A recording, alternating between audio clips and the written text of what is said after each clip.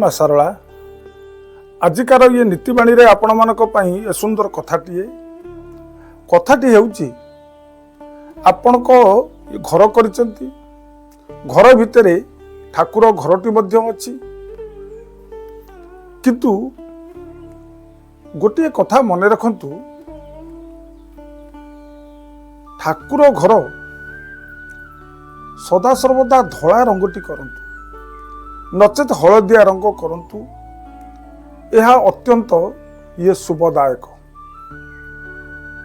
एवं ठाकुर घरे सदा सर्वदा फालिकिया कबाटटी लगेइबे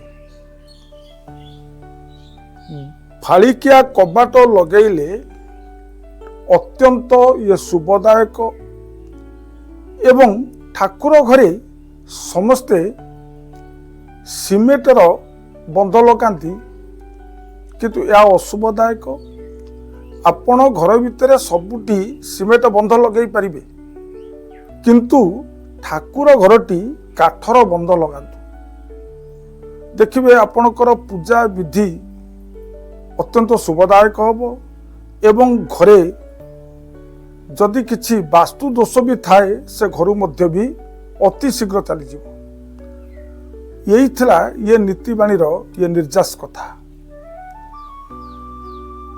यही नीतिबाणी को आपण माने गोटे सब्सक्राइब करी अन्य मानकू ये शेयर कले